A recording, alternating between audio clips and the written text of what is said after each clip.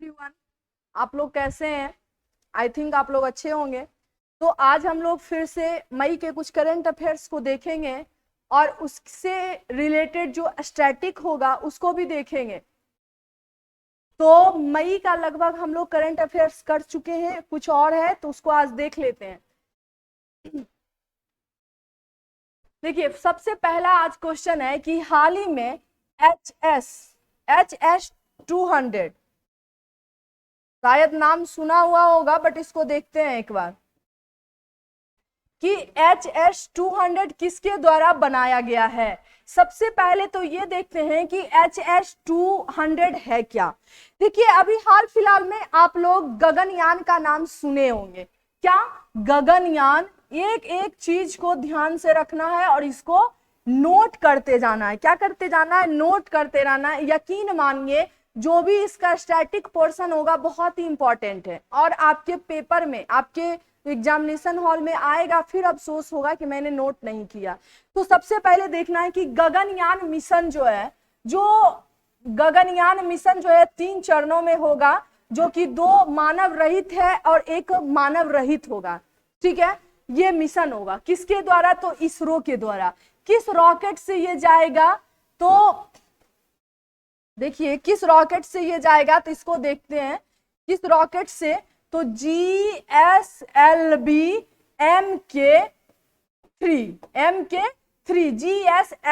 MK3 ये rocket का use होगा। क्या है? ये रॉकेट का यूज है, रॉकेट है जिसके द्वारा सैटेलाइट लैंड होता है। चलिए ठीक है, लॉन्च होता है। अब इसी में सॉलिड फ्यूल याद रखिएगा, सॉलिड फ्यूल का एक एक्स्ट्रा बूस्टर लगाया गया है। क्या? बूस्टर लगाया गया है जो कि क्या करेगा? एक्स्ट्रा पावर देगा, जो कि अगर इसका ईंधन खत्म भी हो जाता है तो ये बूस्टर की मदद से काम करेगा। तो उसी का नाम दिया गया है HS-200, क्योंकि गगनयान मिशन जो है वो भारत के द्वारा एक बहुत ही इंपॉर्टेंट मिशन है और अगर इसको रास्ते में फ्यूल की कमी हो गई या फिर अगर इसकी एक्स्ट्रा एनर्जी कमी हो गई तो फिर ये बूस्टर का यूज किया जा रहा है। गगनयान मिशन जो है 2023 में लॉन्चिंग होने की संभावना है। कब? 2023 में इसकी लॉन्चिंग होने की संभावना है। तो आई थिंक इसके बारे में आप लोग समझ गए होंगे। और ये किसके द्वारा बनाया गया है? इसरो के द्वारा। और GSLV M50 MB3 का जो ये बूस्टर है, ये जो सॉलिड फ्यूल बूस्टर है, ये केरल की राजधानी तिरुवनंतपुरम में जो विक्रम साराभाई सेंटर है वहीं पे इसका काम किया गया। ठीक है, ये ध्यान रखना है। अब इसरो के बारे में देख लेते हैं। इंडियन स्पेस रिसर्च ऑर्गेनाइजेशन जो है, इसकी स्थापना कब हुई है? इसकी स्थापना 15 अगस्त 1969 में हुई है। 1969 में। और यहाँ की हेडक्वार्टर अगर पूछे तो बेंगलुरु में इसका हेडक्वार्टर है, जो कि कर्नाटका में है। तो ये ध्यान रखना है, यह एक बूस्टर है। चलिए नेक्स्ट क्वेश्चन हम लोग देखते हैं। नेक्स्ट है कि 8वां अंतर्राष्ट्रीय योग दिवस 2022 का मुख्य आयोजन कहाँ किया जाएगा? तो इसका मुख्य आयोजन मैसूर में किया जाएगा। कहाँ पे? मैसूर में। और 21 जून को अंतर्राष्ट्रीय योग दिवस मनाया जाता है। और सबसे पहली बार अगर पूछे कि कब मनाया गया था तो 2015, 21 जून 2015 से अंतर्राष्ट्रीय योग दिवस मनाया जाता है। इसमें हमारे प्राइम मिनिस्टर जी सुबह के समय योग करते हैं और भारत को भी पूरे विश्व लेवल पे ये अंतर्राष्ट्रीय दिवस है। तो ये भी ध्यान रखना है। तो ये ध्यान रखना है कहाँ पे मनाया जाएगा। और इसके पिछले बार जो 2021 में हुई थी वो क्या हुई थी? वर्चुअली रूप से हुई थी। नेक्स्ट क्वेश्चन देखते हैं। देखिए, मैसूर से रिलेटेड यहाँ पे कुछ फैक्ट्स हैं और इसको मैसूर को अगर हिस्ट्री से रिलेट करके हम पढ़ें, तो मैसूर का बहुत बड़ा इतिहास है। और कहीं ना कहीं मैसूर मैसूर एक बहुत ही क्या था, बहुत ही एक अच्छा जगह माना जाता था, जिससे बहुत मसाले का खेती भी होता था इधर मैसूर केरल वाले जगह में। तो सबसे पहले इसको देखते हैं कि देखिए सबसे पहले तो पहली बार मैं क्वेश्चन अगर पूछेगा कि मैसूर में किस वंश का शासक था, किस वंश का, तो वाडियार डायनेस्टी, वाडियार वंश का यहाँ पे शासक था, वाडियार वंश का यहाँ पे सबसे पहले शासक था। फिर उसके बाद कौन थे, हैदर अली, कौन थे, हैदर अली जो है, हैदर अली इसको क्या करते हैं, स्वतंत्र राष्ट्र घोषित करते हैं, किसको, मैसूर को। और उस टाइम ब्रिटिश का शासन था। तो जब मैसूर जो है, जब मैसूर में हैदर अली का शासन हुआ तो वहां पे क्या, ब्रिटिश आक्रांता यहाँ पे इसको बुरी नजर से देखने लगे। तो मैसूर से रिलेटेड 4 मैसूर युद्ध होता है। सबसे पहला देखिए इसके बारे में देखते हैं। सबसे पहले आप लोग भी याद कर लीजिएगा कि पहला मैसूर, फर्स्ट मैसूर युद्ध कब होता है, फर्स्ट मैसूर युद्ध कब होता है, 1767 से 1769 के बीच। और इसमें हैदर अली रहते हैं, हैदर अली और वेरेलेस्ट रहता है। ब्रिटिश गवर्नर कौन थे, वेरेलेस्ट रहते हैं। और मात्र ये पहला ऐसा भारत का कोई युद्ध है जिसमें भारतीय ने जीता था। कौन, हैदर अली इसमें जीतते हैं। और ये क्या उसको बोलते हैं, ब्रिटिश जो है घुटना टेके मद्रास की संधि करता है, मद्रास की संधि से जो है ये युद्ध समाप्त होता है। फर्स्ट मैसूर युद्ध, मद्रास की संधि। और अगर सेकेंड मैसूर युद्ध की बात करें तो 1780 से 84 के बीच होता है। और इसमें भी कौन रहते हैं, हैदर अली रहते हैं। और उधर से वारेन हेस्टिंग रहता है, वारेन हेस्टिंग रहता है। लेकिन सेकेंड मैसूर युद्ध में ही किसकी मृत्यु हो जाती है, तो हैदर अली की मृत्यु हो जाती है। फिर इनका बेटा जो टीपू सुल्तान था ये युद्ध को जारी रखता है। और उस टाइम वारेन हेस्टिंग थे और मंगलौर की संधि होती है, किसकी, मंगलौर की संधि होती है। उसके बाद फिर थर्ड में मैसूर वार होता है जो कि 1790 से 92 तक होती है। और इसमें हैदर अली नहीं, इसमें टीपू सुल्तान रहता है। कौन, टीपू सुल्तान। और इसमें कौन से गवर्नर रहते हैं, कॉर्नवालिस रहते हैं। ये ध्यान रखिएगा, कॉर्नवालिस रहते हैं जिसमें टीपू सुल्तान बुरी तरह से हारता है। और मैसूर का बहुत सारा जो उपजाऊ क्षेत्र था वो देना पड़ता है, किसको, वो देना पड़ता है इसको, अंग्रेज को, किसको, कॉर्नवालिस को देना पड़ता है। और इसमें श्रीरंगपट्टनम की संधि होती है, श्रीरंगपट्टनम की संधि होती है। और सबसे लास्ट फोर्थ मैसूर युद्ध 1799 होता है जिसमें टीपू सुल्तान की डेथ हो जाती है। और उस टाइम गवर्नर जनरल कौन रहते हैं, लॉर्ड वेलेस्ली रहता है, जो कि सहायक संधि भी भारत में करता है। ये भी ध्यान रखना है, वो कौन, वेलेस्ली रहता है। और बाद में फिर क्या करता है, जब टीपू सुल्तान की डेथ हो जाती है तो बाद में फिर वाडियार डायनेस्टी के एक छोटा सा बालक जिसका कृष्णराज द्वितीय नाम रहता है उसको फिर इस डायनेस्टी पे बैठा दिया जाता है। और फिर वो अपने तरीके से मैसूर पे राज्य करता है। तो ये मैसूर का काफी अच्छा इतिहास था, हिस्ट्री से रिलेटेड था, इसको आपको जानना चाहिए। नेक्स्ट क्वेश्चन है, हाल ही में नवदूत। देखिए नवदूत एक इंजन है, नवदूत एक इंजन है। और ये किसके द्वारा, तो ये जो है पश्चिम मध्य रेलवे के द्वारा बनाया गया है। किसके, पश्चिम मध्य रेलवे के द्वारा, पश्चिम मध्य रेलवे के द्वारा बनाया जाता है। ये इलेक्ट्रिक यानी कि लाइन इलेक्ट्रिक से की चलेगी और बैटरी से भी चलेगी, ऐसा ये इंजन की ये खासियत है। यह भी ध्यान रखिएगा, इसका स्पीड 30 किलोमीटर प्रति घंटा है। और यह जो है 18 कोच को एक बार खींच सकता है। तो ये ध्यान रखिएगा, ये क्या है, एक रेल इंजन है। नेक्स्ट क्वेश्चन देखते हैं। नेक्स्ट है अंतर्राष्ट्रीय जैव विविधता दिवस। अंतर्राष्ट्रीय जैव विविधता दिवस 22 मई को मनाया जाता है, तो ये ध्यान रखना है। और अगर अंतर्राष्ट्रीय योग दिवस पूछे तो 21 जून हो जाता है, 21 जून हो जाता है। नेक्स्ट क्वेश्चन है कि हाल ही में अनुच्छेद 142 का संबंध किससे है, जो कि समाचार में है। देखिए ये सुप्रीम कोर्ट है, हाल ही में अभी सुप्रीम कोर्ट के द्वारा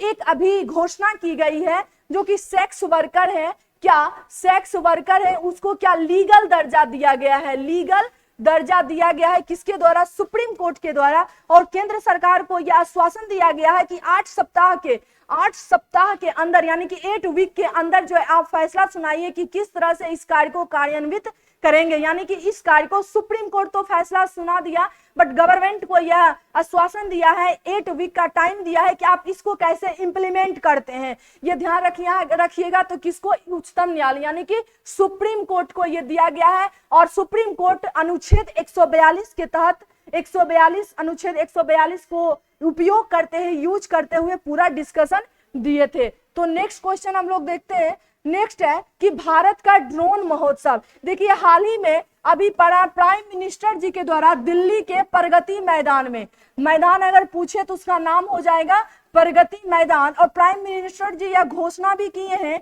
कि 2030 तक भारत ड्रोन हब के रूप में उभर के आएगा। तो इसका कहां पे? दिल्ली में किया गया था, जिसमें देखिए यहाँ प्राइम मिनिस्टर जी ड्रोन का क्या कर रहे हैं? लॉन्चिंग करते नजर आ रहे हैं। नेक्स्ट क्वेश्चन देखते हैं। नेक्स्ट देखिए यहाँ पे भारत का मैप दिया गया है। यहाँ पे देखिए नॉर्थ में, अभी हाल ही में नॉर्थ में कुछ दिन पहले यानी कि 2019 में जम्मू कश्मीर और लद्दाख अलग हो गया था, जो कि एक शासित प्रदेश बन गया है। और यहाँ पे एक धारा था जो कि 370 और 35 से 370 का 35 से क्या किया गया है? रद्द कर दिया गया है, जो कि क्या करता है? जम्मू कश्मीर को एक अलग से दर्जा प्रोवाइड करती है। तो सबसे नॉर्थ में कौन है? लद्दाख एंड जम्मू कश्मीर, ये दोनों आएगा। सबसे साउथ की अगर बात करें तो ये देखिए तमिलनाडु, इधर अगर वेस्ट की बात करें तो गुजरात, और इधर ईस्ट की बात करें तो अरुणाचल प्रदेश। और देखिए यहाँ पे न्यू दिल्ली है, और न्यू दिल्ली में ही अभी क्या किया गया है? ड्रोन का उद्घाटन किया गया है। तो नेक्स्ट देखते हैं। नेक्स्ट टॉपिक आपका है travel and tourism development index 2021 में भारत किस स्थान पे है। सबसे पहले क्वेश्चन आपसे पूछेगा कि जारीकर्ता कौन है? जारीकर्ता कौन है? तो देखिए वर्ल्ड इकोनॉमी फोरम के द्वारा ये जारी किया जाता है। और अभी हाल ही में तो भारत में ये 54वें स्थान पे है। और अगर फर्स्ट में अगर पूछे तो फर्स्ट में जापान है, और सेकंड अगर पूछे तो यूएसए, सेकंड में यूएसए है। कभी कभी थर्ड भी पूछेगा तो थर्ड में स्पेन है। तो वर्ल्ड ये ट्रेवल एंड टूरिज्म डेवलपमेंट, और प्रत्येक यह 2 साल में जारी किया जाता है। क्या 2 साल में यह जारी किया जाता है? वर्ल्ड इकोनॉमी फोरम की मदद से। क्वेश्चन अगर पूछेगा कि वर्ल्ड इकोनॉमी फोरम की स्थापना कब हुई है, तो ये 1971 में हुई है। और इसका अगर हेडक्वार्टर पूछे तो स्विट्जरलैंड में इसका हेडक्वार्टर है। नेक्स्ट क्वेश्चन देखते हैं। नेक्स्ट है एंथनी अल्बनीज किस देश के प्रधानमंत्री बने? ये अभी हाल ही में ऑस्ट्रेलिया के प्रधानमंत्री बने हैं। और ये प्रधानमंत्री लेने के मात्र 24 घंटा बाद, यानी कि 24 घंटा बाद जो है क्या टोक्यो में जो क्वाड सम्मेलन हुआ है उसमें इन्होंने पार्टिसिपेट किया था। तो ये ऑस्ट्रेलिया के हैं। अब देखिए ऑस्ट्रेलिया के मैप की मदद से देखते हैं। ये हमारा वर्ल्ड मैप है, और वर्ल्ड मैप में यहाँ ऑस्ट्रेलिया को डिकोड किया गया है। ऑस्ट्रेलिया को ओशिनिया कंट्री भी बोला जाता है, ये ध्यान रखने का। और अगर क्वेश्चन आए कि ऑस्ट्रेलिया ही मात्र एक ऐसा देश है जिसके नाम पे कॉन्टिनेंट भी है, अब यहाँ पे ऑस्ट्रेलिया ये हो गया। अब यहाँ पे इससे रिलेटेड कुछ चीजें देख लेते हैं कि इसका कैपिटल क्या है। इसका कैपिटल कैनबेरा हो जाता है। क्या? कैनबेरा। और अगर पूछे कि इसका करेंसी, कभी कभी पूछ लेता है, तो ऑस्ट्रेलियन डॉलर इसका करेंसी, ऑस्ट्रेलियन डॉलर यहाँ की करेंसी है। 6 नंबर पे लार्जेस्ट कंट्री अगर पूछे तो 6ठे नंबर पे है। भारत में विश्व में पूरे जो है सबसे बड़ा कौन है?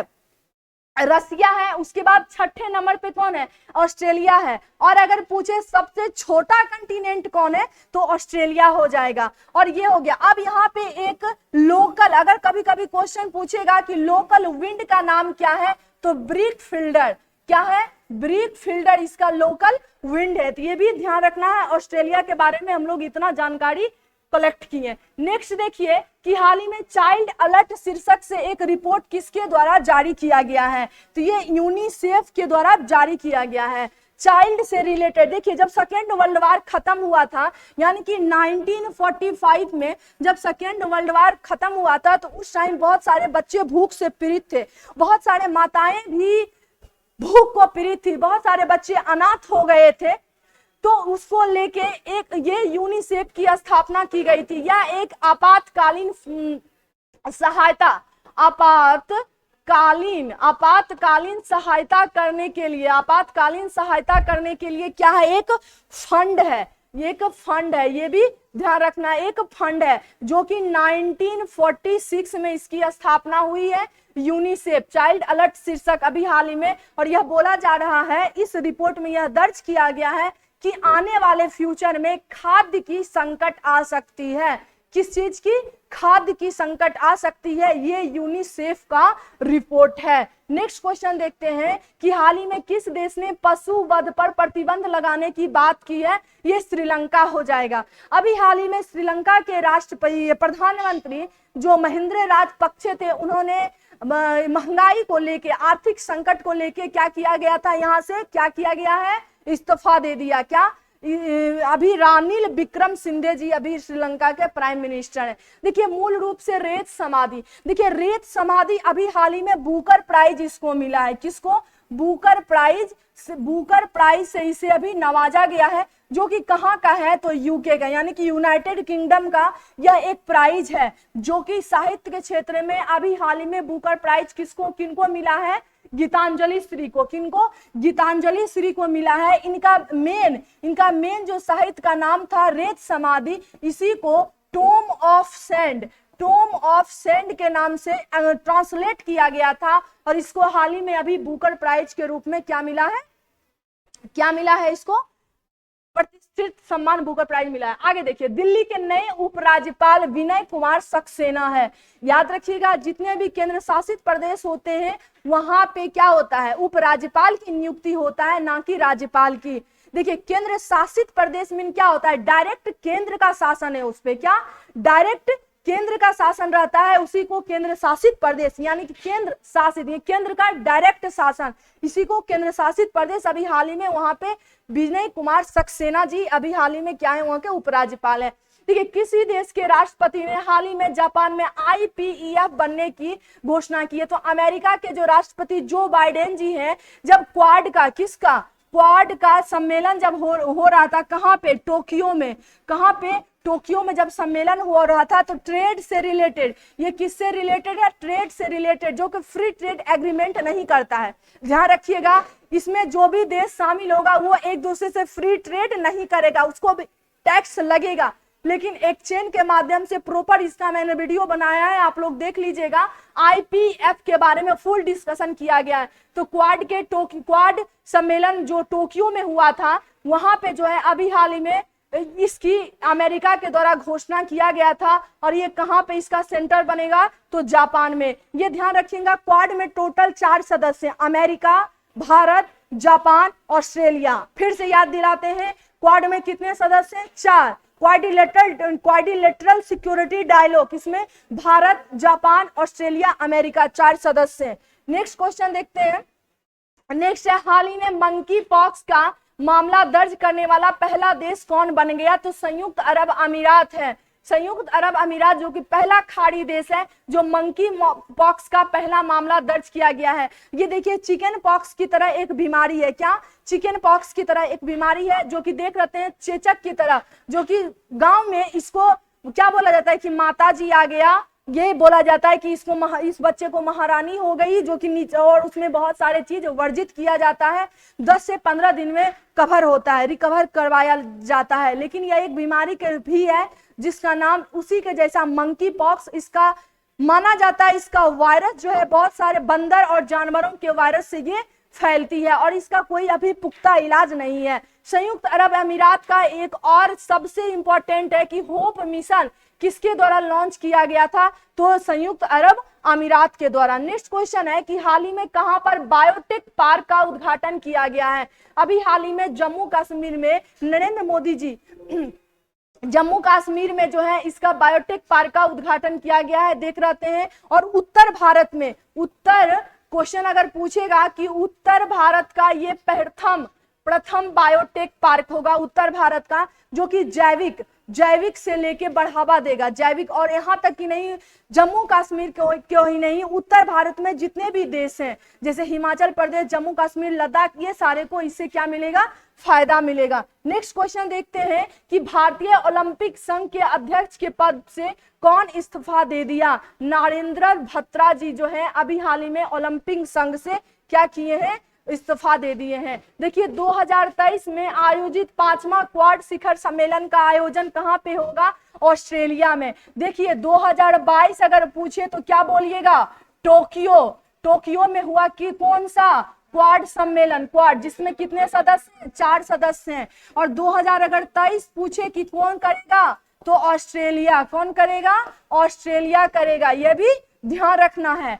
तो 2023 में ऑस्ट्रेलिया, 2022 में टोक्यो, टोटल सदस्य इसमें 4 हैं। और अभी हाल ही में जो टोक्यो में हुआ था, इसमें बहुत सारे काम को लेके समझौता भी हुआ है, तो ये भी ध्यान रखना है। नेक्स्ट क्वेश्चन देखते हैं कि बिहार सरकार ने कहां पे भारत के सबसे बड़े स्वर्ण भंडार की खोज के लिए अनुमति दी है, तो ये जमुई में हो जाएगा। कुछ दिन पहले यहाँ से लोहा से रिलेटेड भी कुछ न्यूज आई थी, और अभी हाल ही में जमुई में जो है स्वर्ण से रिलेटेड बात आई है। तो जमुई में अब सोना निकलेगा, जिसका जिसका घर जमुई है बल्ले बल्ले हो जाओ, पैसा बहुत मिलेगा सरकार की तरफ से। चलो नेक्स्ट क्वेश्चन देखते हैं। नेक्स्ट देखिए ये बिहार का मैप है, जो कि आयताकार शेप का है। अगर किस शेप का है, आयताकार शेप का है। तो देखिए तो यहाँ पे देखिए, यहाँ पे सबसे ये नॉर्थ हो जाता है। देखिए ध्यान रखना है कि ये मैप है, यहाँ से ये नॉर्थ है, ये साउथ है, ये ईस्ट है,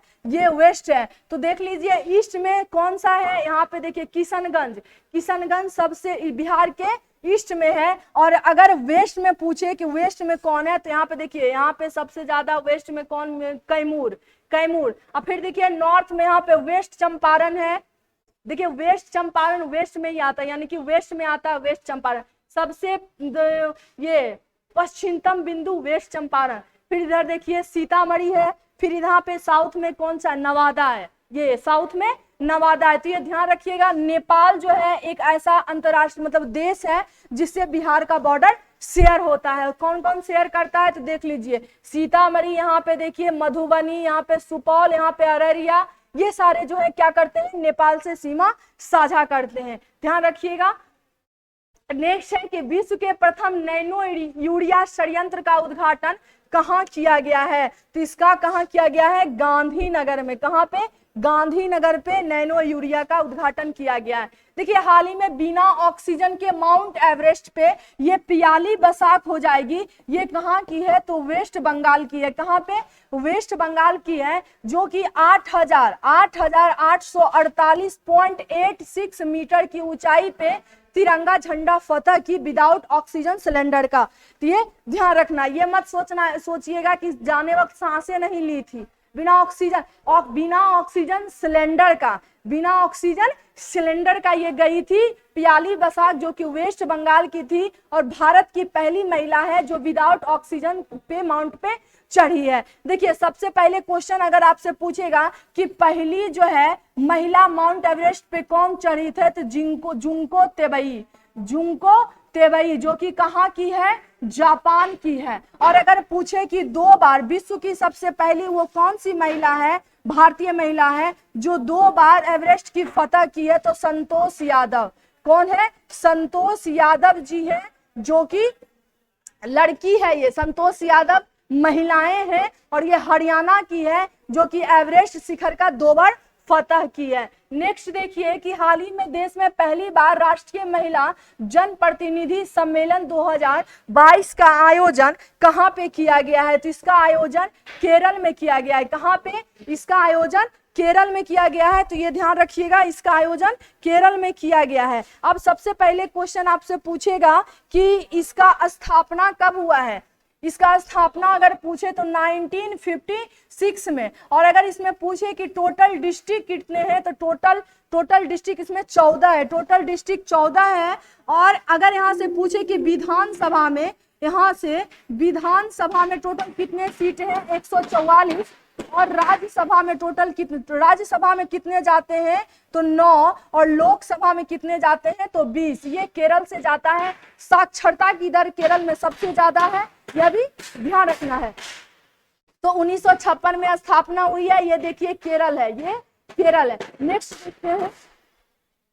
नेक्स्ट क्वेश्चन है कि देश के पहले लेवेंडर महोत्सव या लेवेंडर की खेती को लेके क्या है, लेवेंडर की खेती को लेके क्या है, जम्मू कश्मीर में है। आगे है किसकी अध्यक्षता में अंतरराज्यीय परिषद का पुनर्गठन हुआ है, तो किसकी अध्यक्षता में, नरेंद्र मोदी की अध्यक्षता में। इसका अगर पूछे कि इसकी स्थापना कब हुई है तो संविधान के अनुच्छेद अगर पूछे तो 263 के तहत, अनुच्छेद 263 के तहत 1990 में हुआ है। क्या, 1990 में हुआ है, ध्यान रखिएगा। और इसका पहला सम्मेलन, इसका पहली बैठक कब हुई है तो अक्टूबर 1990 में। नेक्स्ट क्वेश्चन देखते हैं। नेक्स्ट है कि विश्व स्वास्थ्य सभा के 75वें संस्करण का आयोजन कहाँ पे हुआ है, तो इसका जेनेवा में हुआ है। कहाँ पे, जेनेवा में इसका सम्मेलन हुआ है। अब जेनेवा से रिलेटेड हम लोग देखते हैं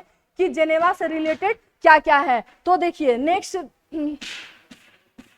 देखिए स्विट्जरलैंड में जेनेवा है, यहाँ ये यूरोप कंटिनेंट है, ये अफ्रीका है, ये साउथ अमेरिका, ये नॉर्थ अमेरिका और ये ऑस्ट्रेलिया है। तो चलिए नेक्स्ट है। अब देखिए जेनेवा से रिलेटेड किस किस का हेडक्वार्टर जेनेवा में है। सबसे पहले ILO, इंटरनेशनल लेबर ऑर्गेनाइजेशन, जिसका स्थापना 1919 में हुई है। इसका हेडक्वार्टर कहाँ है, जेनेवा में है। और एकदम स्टार क्वेश्चन है और एक इसमें पूछेगा ही।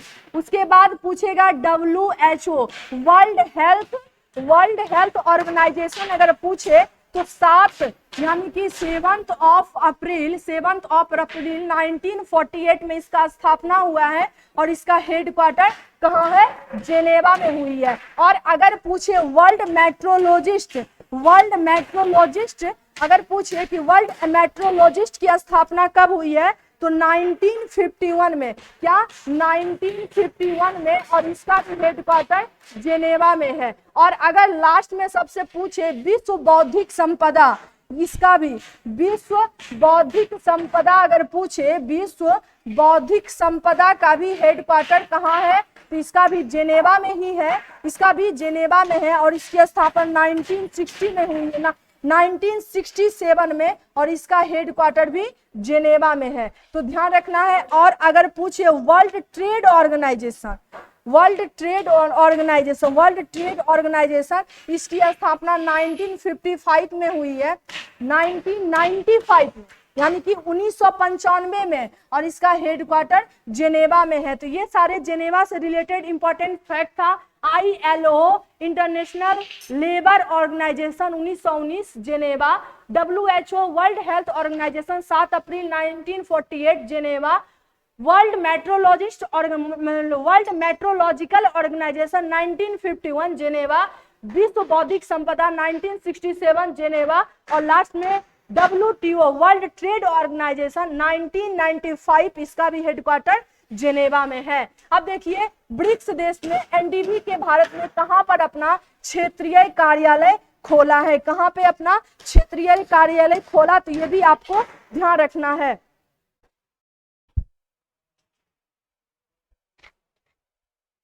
तो इसका आंसर गुजरात हो जाएगा। कहां पे, गुजरात हो जाएगा। आप देखिए ब्रिक्स से रिलेटेड कुछ इंपॉर्टेंट फैक्ट्स हैं। ब्रिक्स का फॉर्मेशन कब हुआ है तो 2006 में। अब देखिए ब्रिक्स, देखिए यहाँ पे BRICS, यहाँ पे BRICS ब्रिक्स है, और इसमें B से क्या होता है, ब्राजील, B से ब्राजील, अगर R से बात करें तो रसिया, और I से बात करें तो इंडिया, और अगर C से बात करें तो चाइना, और S से साउथ अफ्रीका। ये सारे ब्रिक्स के कंट्री हैं। और यहाँ पे इसका क्या है, स्थापना 2006 में हुई है। और अगर यहाँ पे पूछे कि 13वां ब्रिक्स सम्मेलन का कौन मेजबानी किया था, इंडिया, और 14वां ब्रिक्स सम्मेलन का आयोजन कौन मेजबानी करेगा चाइना के द्वारा इसकी मेजबानी की गई थी। और ब्रिक्स देशों का ही क्या है, ब्रिक्स देशों का ही एक, ब्रिक्स देश के ही मदद से एक बैंक बनाया गया है जिसका नाम क्या है, एनडीबी बैंक। एनडीबी बैंक, ये भी एनडीबी बैंक के भी बारे में देखते हैं। तो इसके बारे में एनडीबी बैंक है जिसके द्वारा किया गया है, तो यह भी ध्यान रखना है। देखिए एनडीबी न्यू डेवलपमेंट बैंक, इसका फॉर्मेशन 2014 में। ब्रिक्स और बिम्स्टेक दोनों में अंतर है।